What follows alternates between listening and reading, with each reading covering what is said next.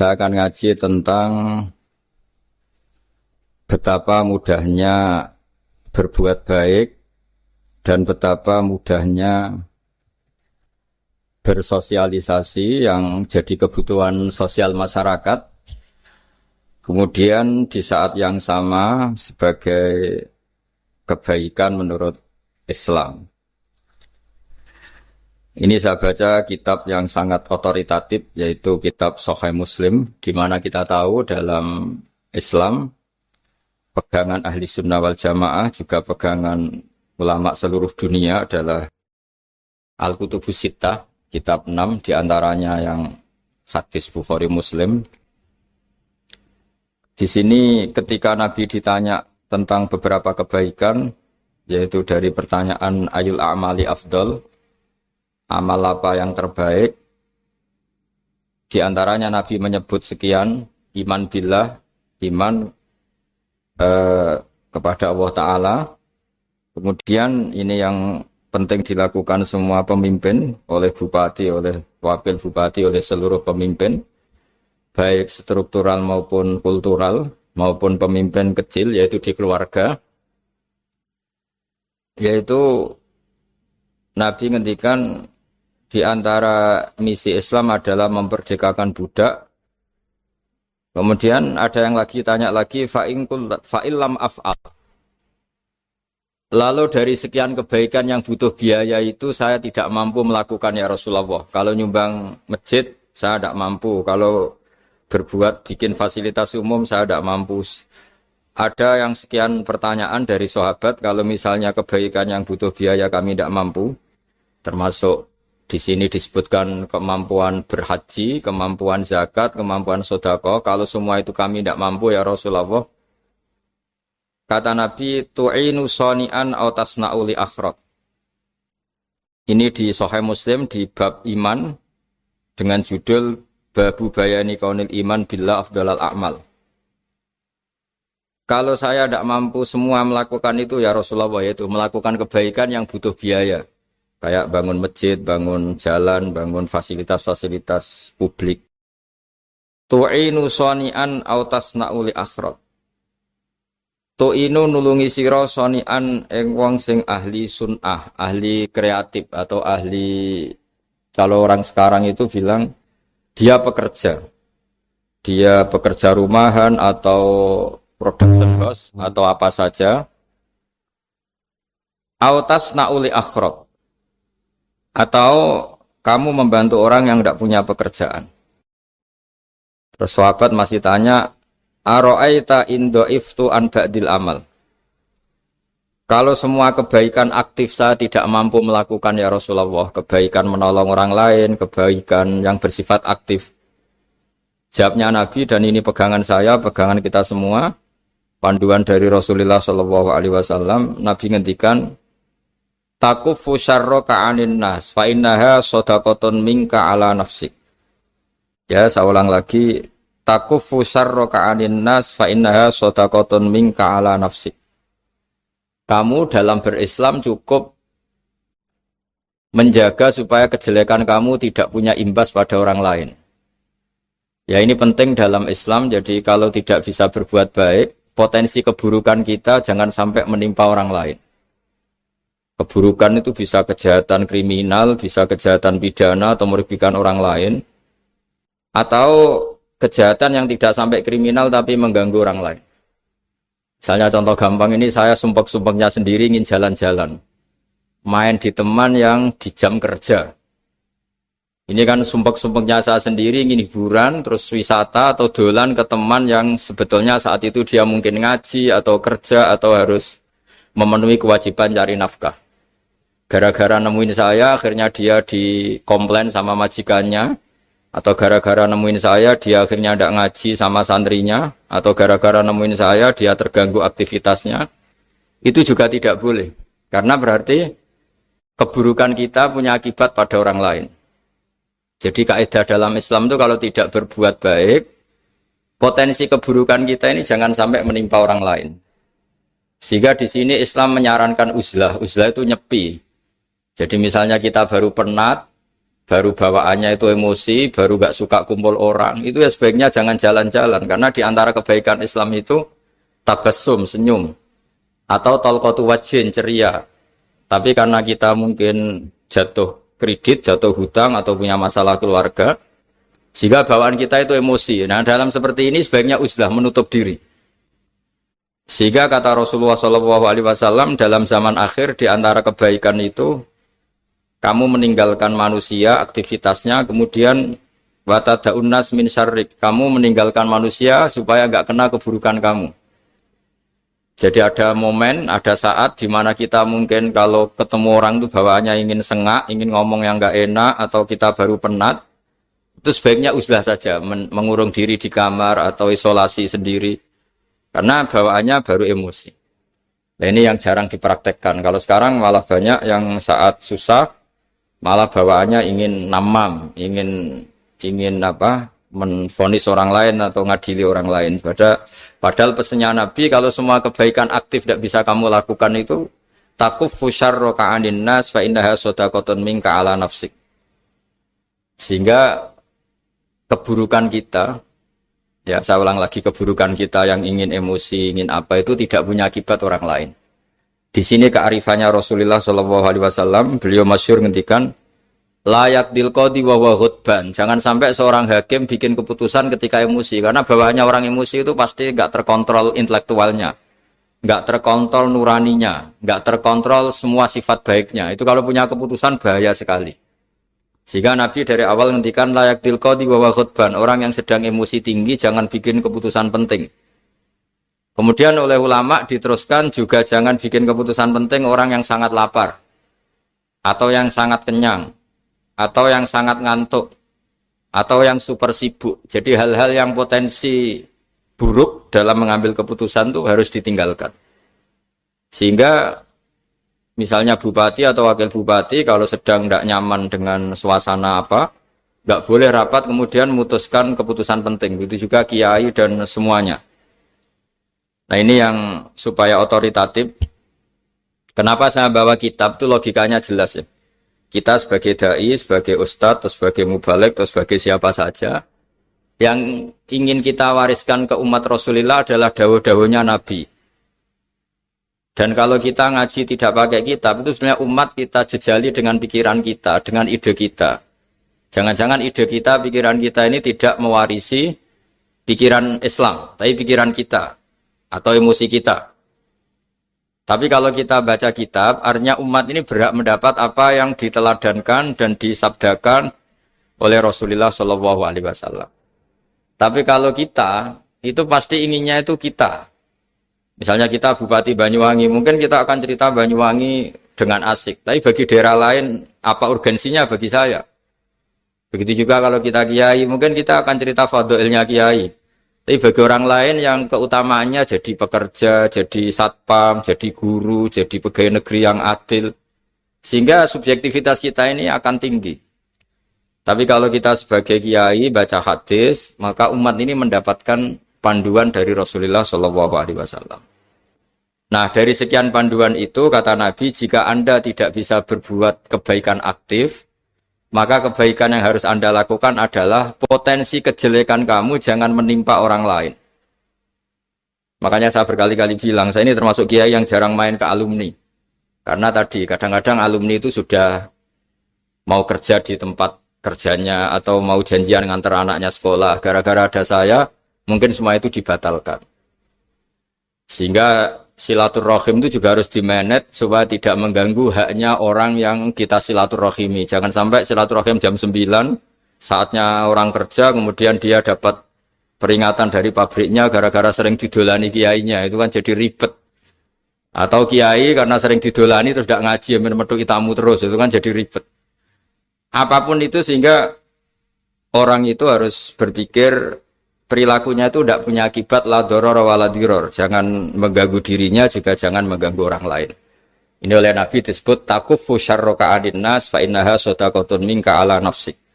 Sifat buruk kamu itu harus dijaga supaya tidak menimpa orang lain, dan itu berarti menjadi sedekah kamu atau amal kamu pada diri kamu sendiri. Jadi ini penting dimaklumatkan ke semua kita bahwa saat kita tidak bisa berbuat baik aktif, misalnya nggak bisa sedekah, nggak bisa menolong orang, setidaknya keburukan kita tidak menimpa orang lain. Nah, termasuk keburukan yang terselubung adalah kita punya pikiran yang menurut kita ini hebat, tapi bagi orang lain mungkin bahaya. Misalnya kita punya pikiran ingin jadi orang kaya raya yang dermawan. Itu artinya kan pikiran baik karena ingin jadi dermawan. Tapi artinya bayangkan orang lain tuh miskin semua butuh derma kamu. Mana mau orang lain kamu bayangkan miskin butuh derma kamu. Orang lain juga bayangkan dirinya kaya gak butuh derma kamu. Itu namanya kebaikan yang subjektif. Kamu ingin jadi kiai yang ngajarin orang banyak. Oke, itu baik. Tapi kan berarti kamu bayangkan orang lain gak bisa ngaji terus kamu saja yang bisa ngaji sehingga kamu yang ngajarin. Ya sudahlah, kebaikan itu udah usah muluk-muluk seperti itu. Jadi apa yang ditakdirkan kita jadi bupati ya jadi yang baik, menolong pekerja-pekerja yang baik. Saya kemarin diceritain banyak oleh Mas Anas aktivitas Pemda Banyuwangi yang menolong banyak orang, juga masyarakat juga saling menolong dan seterusnya dan terusnya. Jadi ini jelas maksud saya supaya bupati dan semuanya pemimpin melakukan kebaikan itu berdasar panduan dari Rasulullah SAW, di mana di antara aturan yang dianjurkan beliau adalah aktivitas kita sebagai manusia adalah tu'inu soni'an au tasna'uli akhrat. Ya, saya ulang lagi, saya ulang teks hadisnya secara lengkap supaya dapat berkahnya Rasulullah SAW. Ada beberapa pertanyaan dari sahabat, ya Rasulullah, jika saya tidak bisa berbuat baik yang berbiaya atau tidak bisa berbuat baik yang aktif, apa yang saya harus lakukan? Nabi ngendikan tu'inu shani'an aw tasna'u li asra. Kamu membantu orang yang bekerja atau kreatif, orang-orang yang kreatif atau pekerja apa saja kamu bantu dan bantu orang yang tidak punya pekerjaan. Terus ditanya lagi, qultu ya Rasulullah ara'aita in dha'iftu an ba'dil amal. Bagaimana kalau itu pun saya tidak bisa ya Rasulullah? Terus Nabi ngendikan tafuqifu syarraka 'anin nas fa innaha shadaqatun minka 'ala nafsik. Yang penting keburukan kamu tidak menimpa ke orang lain dan itu bagian dari sedekah kamu. Nah, perlu saya ingatkan ke semua kita lah. Makanya pentingnya membaca umat Islam dengan ilmu usul fikih. Saya berkali-kali bilang, jika ada seseorang tidur, itu jangan kamu baca sebagai tidur yang meninggalkan tahajud, meninggalkan sholat qiyamul lail, meninggalkan wiridan di malam hari. Tapi juga bacalah saat itu dia tidak dugem, tidak maksiat, tidak narkoba. Sehingga barokahnya ilmu itu ada respek pada umat Islam yang tidur. Karena tidur itu juga ada fungsi meninggalkan sekian maksiat, sekian kriminalitas.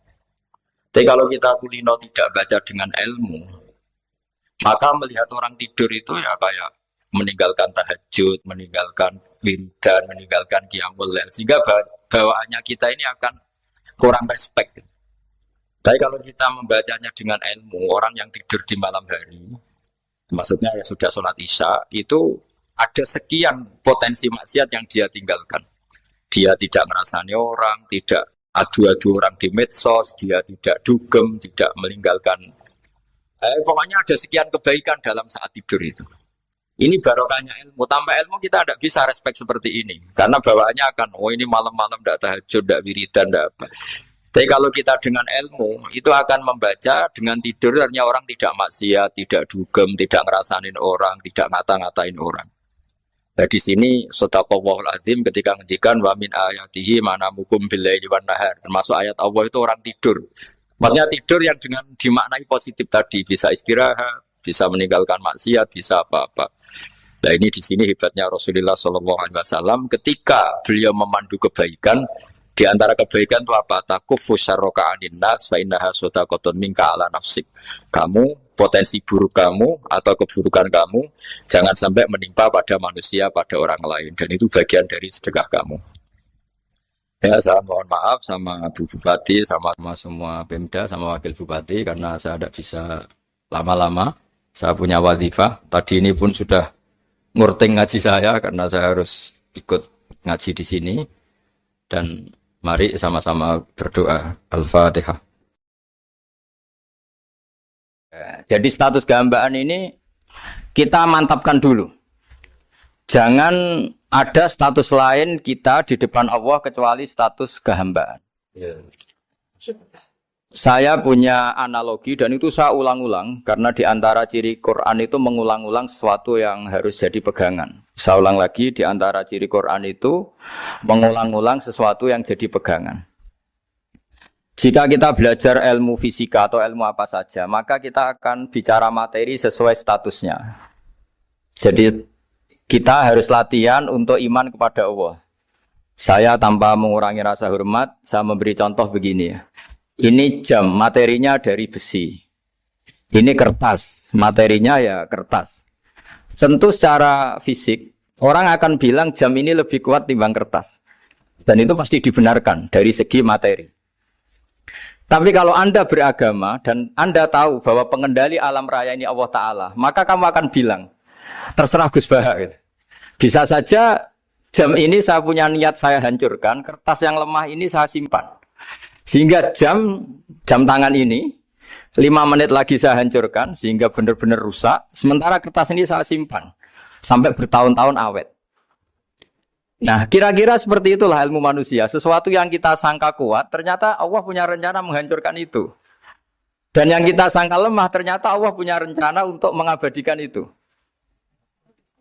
Nah, di sini pentingnya iman, lahu maqalidus samawati wal ardh.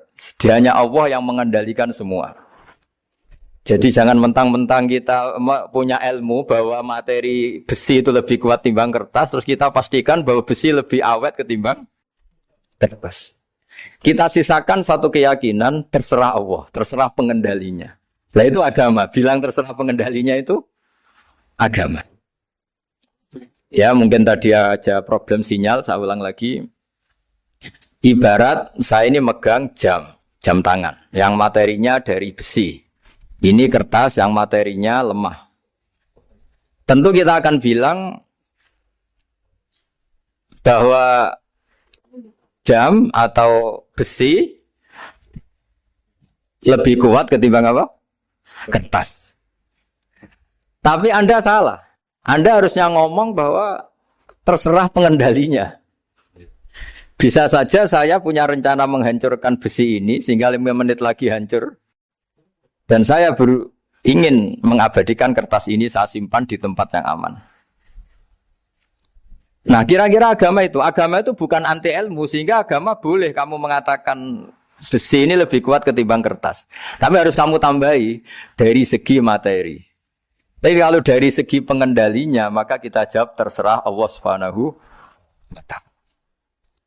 Nah ini di sini pentingnya beragama. Jadi meskipun Mars itu kayak apa kuatnya, bumi, gunung kayak apa kuatnya. Ternyata gunung yang kita kira kuat, ternyata nyimpan magma yang potensi meledak. Yang gunung kecil, yang kelihatan dari pasir kecil yang tidak berdaya, ternyata nggak nyimpan magma, jadi nggak direncanakan untuk diledakkan. Itu, nah, agama itu seperti itu. Yang disebut di surat Yasin, misalnya Allah itu siapa? Biyadihi malakutu kulli, yang dalam kendalinya itu semuanya di alam raya ini. Sehingga di kehidupan nyata juga sama. Ada orang yang nekuni ilmu ekonomi, tapi miskinnya Masya Allah.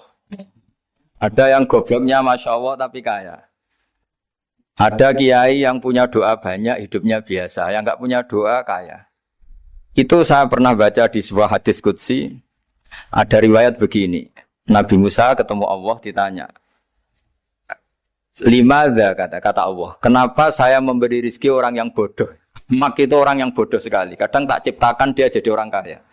Dan yang pintar ekonomi kadang tak ciptakan jadi orang miskin. Si Nabi ini tanya, kenapa ya Allah? Supaya dia tahu yang mengendalikan rezeki itu saya, bukan ilmunya dia. Jadi banyak orang, misalnya kita yang pintar, dipekerjakan orang yang nggak pintar. Yang punya pabrik tidak pintar, mengerjakan orang yang pintar. Jadi ya kira-kira agama itu seperti itu. Sehingga dalam kita beragama itu yang paling ditekankan itu tawadhu. Tawadhu itu merasa sopan atau memang sopan betul. Kalau dalam Ihya disebut sekiranya Anda tidak bisa tawadhu secara rasa, tawadhulah secara ilmu. Saya ulang lagi ya, sekiranya Anda tidak bisa tawadhu secara rasa, tawadhulah secara apa? Ilmu. Karena ilmu itu akan abadi. Saya beri contoh begini. Saya ini kan misalnya kiai di kampung saya atau di kecamatan saya. Saya mungkin bisa merasa hebat karena saya tokoh di sini. Tapi pastikan sebelum ada saya yang bernama Baha ini, agama sudah jalan. Dan di daerah lain yang nggak kenal saya juga agama sudah jalan. Betapa tidak pentingnya saya di kawasan-kawasan yang nggak butuh saya atau di era yang sebelum ada saya. Nah dengan ilmu seperti itu orang pasti tawaduk karena dia tahu daerah yang nggak ada saya ternyata ya ada masjid, ada agama. Periode yang sebelum ada saya juga agama jalan. Sehingga kita tidak kumo luhur, wah kalau nggak ada saya agama nggak jalan. Zaman Wali Songo tidak ada saya agama ya jalan. Ekonomi juga gitu. Kalau Anda pakar ekonomi yang mensejahterakan rakyat, cara tawaduk itu kalau nggak bisa dengan rasa, dengan ilmu. Sebelum ada kamu banyak orang kaya, banyak orang yang nggak kenal kamu juga kaya. Banyak periode yang saat itu udah ada Anda juga kaya. Berarti Anda ini tidak siapa-siapa. Makanya saya pernah didatangin seorang profesor, ini kisah nyata. Gus, sebetulnya saya dengan bapak saya itu pinter mana? Bapak saya itu tidak tamat SD, tapi saya bisa profesor. Saya ini profesor, anak saya naik kelas saja sudah senangnya bukan main. Setidaknya ini orang bodoh bisa menciptakan orang pinter, yang orang pinter kesulitan menciptakan orang pinter lagi. Nah, kalau kita tidak bisa tawaduk secara rasa, tawaduklah secara ilmu. Ikhlas juga gitu, saya sering ngajarkan ikhlas di beberapa kesempatan ngaji. Kalau Anda tidak bisa ikhlas secara rasa, ikhlaslah secara ilmu. Pasti bisa, bukan mungkin bisa, pasti bisa. Secara ilmu. Makanya di Quran disebut fa'lam annahu la ilaha illallah. Ilmu, fa'lam itu dari kata ilmu. Saya beri contoh, saya mulai kecil sampai sekarang. Sekarang saya sekitar umur 50 tahun. Mulai kecil sampai sekarang itu ya bilang kalau kertas ini putih. Itu ya ada yang gaji, ada yang bayar. Tapi saya selalu bilang kertas ini putih. Yang hitam ya saya katakan hitam, yang merah saya katakan merah. Kenapa? Karena itu fakta. Saya ulang lagi, karena itu fakta. Sehingga saya untuk mengatakan putih tidak perlu ada yang bayar. Sehingga ketika kita latihan sholat, latihan ibadah, dan mengakui Allah itu sebagai Tuhan kita akan malu. Loh, faktanya Allah itu kan Tuhan. Mau mengatakan fakta kok minta upah ini gimana? Kita mengatakan Allah Tuhan itu sama dengan mengatakan kertas ini putih. Sama-sama itu fakta. Sama seperti saya mengatakan Pak Jokowi itu presiden kami. Itu kan fakta. Masa nunggu kalau dikasih BLT katakan presiden, kalau enggak ya enggak. Itu kan ribet jadi. Pak Manut misalnya rektor UGM. Mbok saya enggak digaji di sana atau enggak kerja di sana bilang kalau beliau itu rektor. Pak Ganjar gubernur Jawa Tengah. Mbok saya dikenal apa enggak ya beliau tetap gubernur. Lama sekali kita mengatakan fakta itu ikhlas. Ikhlas itu artinya enggak minta apa-apa. Karena kita ingin ngomong sesuai fakta. Nah Allah Tuhan itu fakta gitu. Nah kenapa untuk mengatakan Allah Tuhan nunggu? Dah saya ini Tuhan kamu. Ya nunggu dulu Gusti, kalau engkau masukkan kami ke surga, engkau Tuhan. Kalau enggak ya enggak jadi. Tidak bisa seperti itu. Ya Allah tetap Tuhan. Nah kalau Anda tidak bisa ikhlas secara rasa, ikhlaslah secara ilmu. Ilmu ya tadi kita akan selalu bilang yang putih, putih, yang hitam, hitam. Makanya ini pentingnya ilmu. Tawaduk juga gitu. Kalau Anda ditakdir orang yang GR, yang gede rumongso, ditakdir orang yang kumo luhur, secara rasa bisa dilawan secara ilmu. Ada periode di mana sebelum ada kita yang kaya ya banyak, yang dapat hidayat ya banyak, yang terpelajar ya banyak. Ada daerah yang nggak kenal kita, nyatanya pendidikan di situ jalan, sistem sosial baik. Betapa tidak pentingnya kita. Nah ini nanti memaksa kita atau melatih kita untuk tawaduk. Nah dari hikmah ilmu itu kemudian kita minta maaf sama orang lain itu mudah. Karena kita sadar bahwa adanya kita ini problem. Saya sering digojlok orang-orang kaya. Orang-orang kaya itu ya kadang agak kurang ajar tapi nggak bisa dibantah. Begini, pernah tanya saya gini, Gus, saya ini punya mobil mahal, harganya 2 miliar. Kayaknya yang berak pakai jalan raya saya kan. Bisa, bayarnya pajak saya mahal. Sehingga kayaknya paling pantas saya. Yang naik ontel itu kan nggak bayar pajak. Harusnya nggak boleh pakai jalan gitu. Terus saya bilang, mbah-mbahnya yang naik ontel itu pejuang, bapak kamu enggak. Kamu enggak warisnya. Artinya ada teori dalam kitab hikam itu kitab tasawuf dalam pesantren. Itu kebaikan saja di soal. Misalnya begini, kita ini bangga sebagai urip yang tertib, hidup yang tertib di kantor, di tempat-tempat pekerjaan. Tapi kalau itu semua terjadi, kalau ada kecelakaan di jalan itu nggak ada yang nolong langsung. SAR paling efektif, tim penolong paling efektif itu ya orang-orang nganggur itu. Orang-orang yang di jalan-jalan di perapatan itu kalau ada kecelakaan langsung nolong. Itu nanti ambulan itu yang kedua, ketiga, yang nolong pertama ya orang-orang yang nganggur-nganggur di jalan itu. Ada orang tersesat nolong. Maka ketika seorang sahabat tanya, ya Rasulullah, kalau engkau melarang kita jagongan di jalan itu kita tidak bisa. Tapi kata Nabi, ya silahkan saja, tapi adu hakot torik, kamu di jalan itu datangkan. Apa itu? Ya kamu bisa amar ma'ruf nahi mungkar. Coba kalau di terminal, di tempat publik banyak orang yang soleh, itu nanti copet ya sungkan. Yang mau jambret ya sungkan, karena yang di situ orang-orang soleh. Nanti yang enggak sholat juga sungkan, karena yang di situ banyak yang sholat. Jadi kenyamanan orang pergi jauh di tempat-tempat sepi itu ya barokahnya orang-orang nganggur terus ngaji, wah nengkono masih rame, ada orang yang di perapatan, di pertigaan. Bayangkan kalau ini orang-orang soleh, pasti itu nyaman. Karena wilayah publik dihuni orang-orang yang soleh. Tapi orang pasti bilang itu nggak tertib. Kita inginnya hidup ya tertib di kantor atau yang suka di masjid, di masjid. Tapi kalau itu terjadi, itu nggak ada tim SAR gratis yang setiap saat kalau ada orang kecelakaan nolong. Makanya dalam makalah hikam itu paling masyhur diantaranya itu, manusia itu siapa? Manusia itu mangkanat mahasinuhu masawiyah, fakih falataku masawihi masawiyah. Manusia itu orang yang saat baik saja ada salahnya, apalagi masalah. Jadi kalau kamu punya toko, lagi laris, dan saat laris itu Anda ngerumat keluarga Anda melakukan kebaikan pada keluarga Anda. Pasti ada toko lain yang termahjubkan, yang tersingkirkan.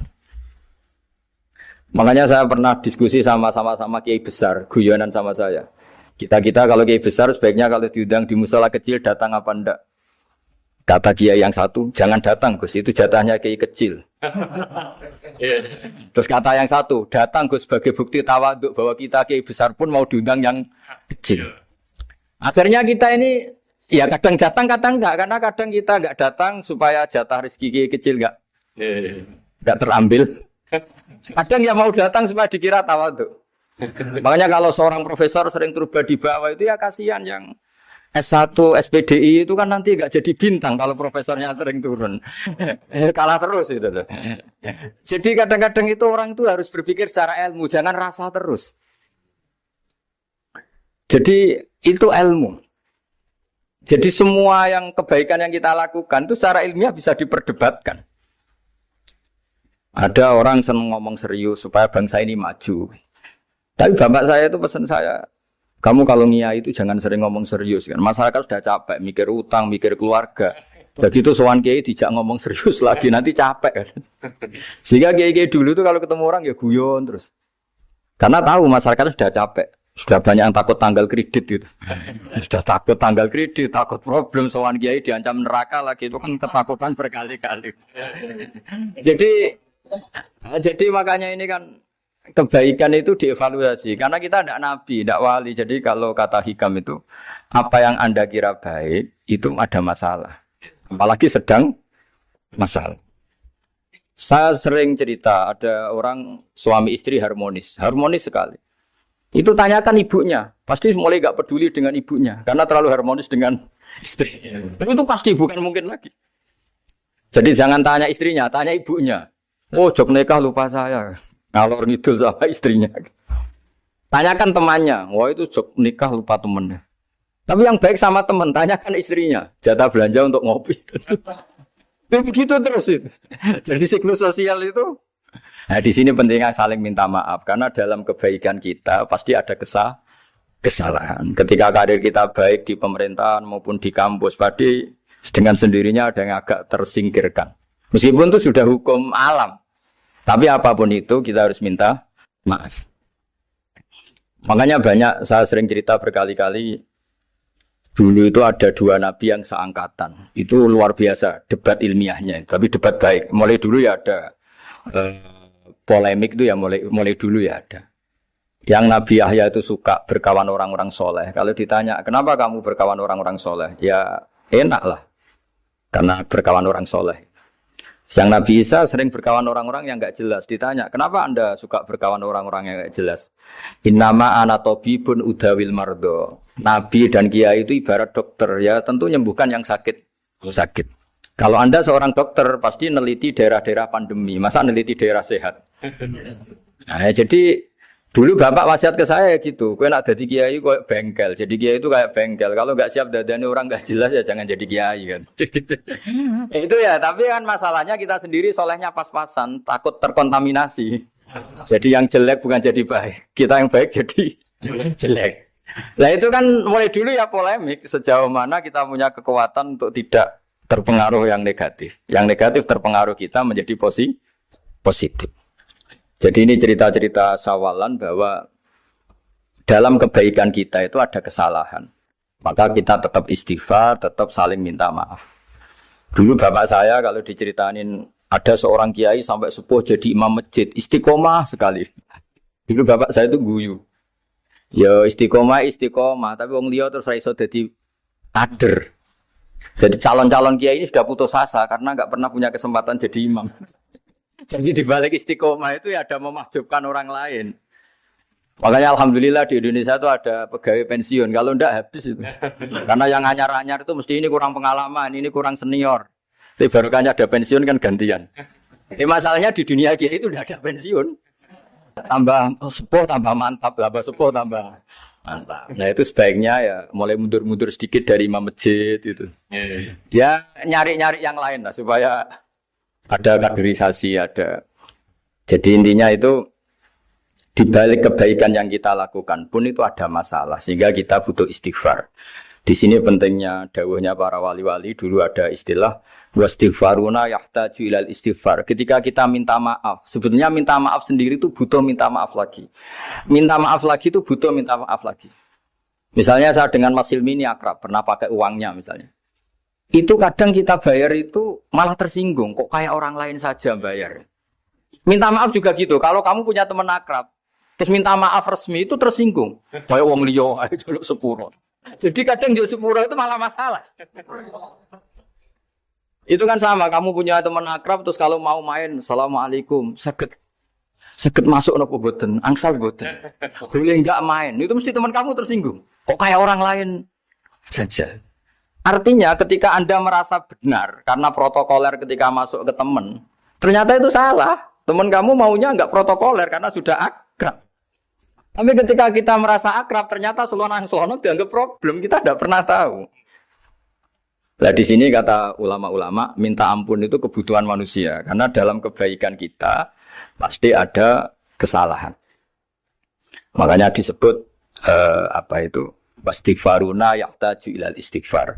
Kita selalu diajari Rabbana dzalamna anfusana. Ya Allah, kita ini selalu mendolimi diri kita sendiri. Jadi saat kita baik pun ada unsur kesalahan. Yaitu tadi, kalau Anda jadi orang pasti ada yang termahjubkan. Kalau Anda kiai besar atau profesor atau pejabat turun ke bawah. Ya kalau gubernur turun terus ya bupati gak jadi bintang. Kalau saya kiai besar misalnya turun terus ya kiai kampung itu ya kasihan. Saya pernah diundang Manakipan tidak datang itu kiai kecil bilang matur nuwun Gus gak teko. Aduh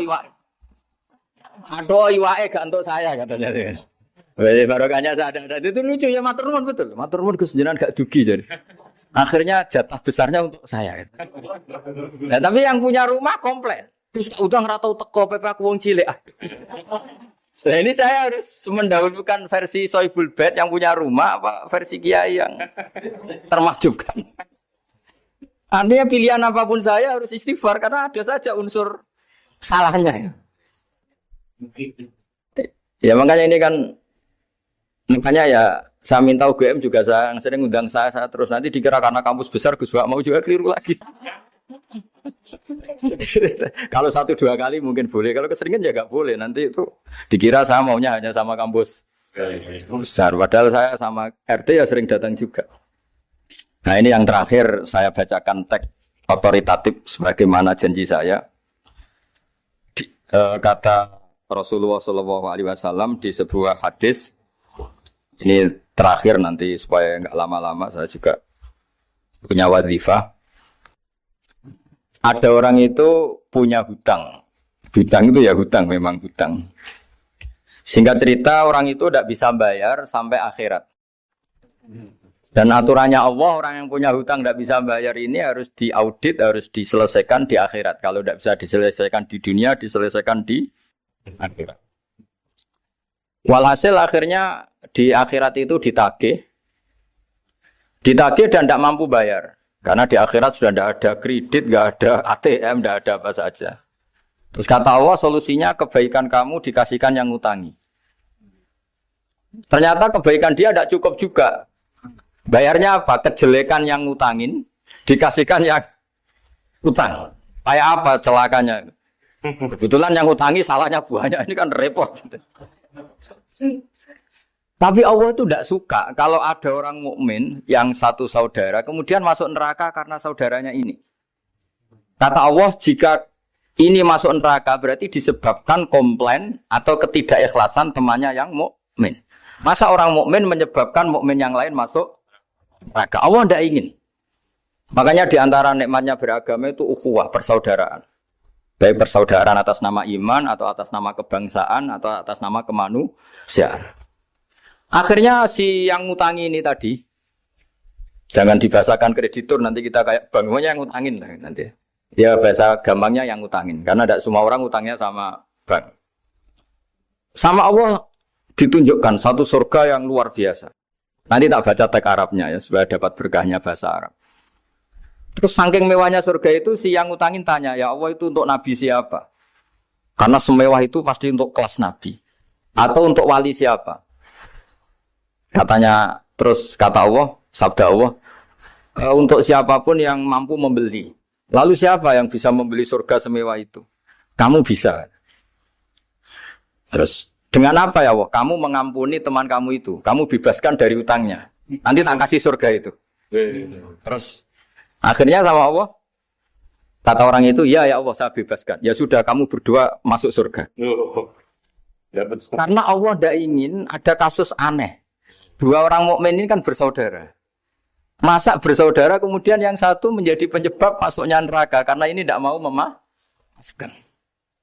Artinya kalau kita sawalan itu harus benar-benar mau memaafkan, karena kalau tidak Anda menjadi penyebab teman kamu masuk neraka. Jadi kita janganlah jadi orang mukmin yang menjadi problem bagi saudara kita. Jadi makanya saya itu berharap ada wali utang saya terus tidak bisa bayar, karena ini masih dibela-belain Allah ini. Karena Allah nggak ikhlas kalau ada walinya masuk neraka. Jadi kalau ada wali utang kamu, itu utangin saja, doain nggak bisa nyaur, no? Nggak bisa bayar. Nanti ini akan dibela-belain Allah di akhirat. Karena wali ini nggak pantas masuk neraka. Ya, jadi kalau ada wali utang kamu mau bayar, sudah tidak usah bayar, nanti di akhirat saja.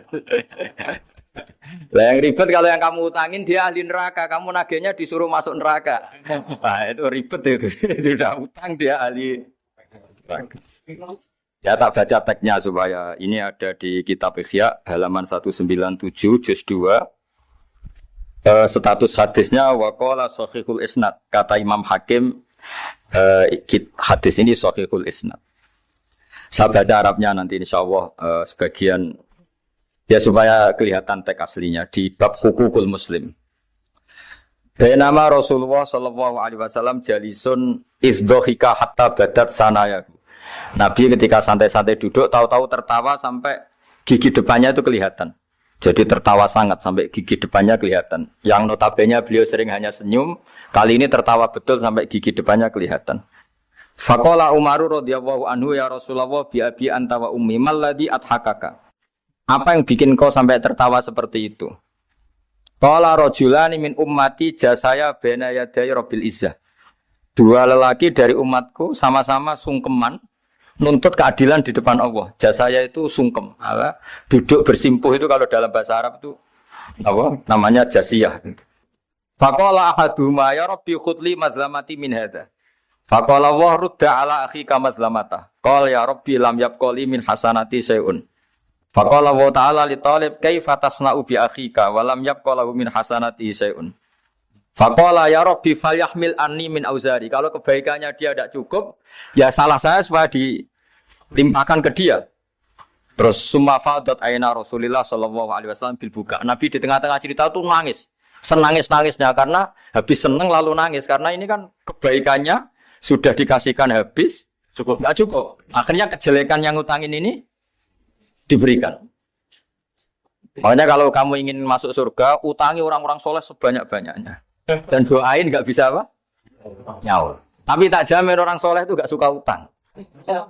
Karena hidupnya sederhana ini. Kayaknya saya tidak akan utang Mas Ilmi itu. Karena orang soleh itu hidupnya sederhana, pasti tidak butuh. Kalaupun utang paling ya untuk makan kan gampang nyaurnya apa?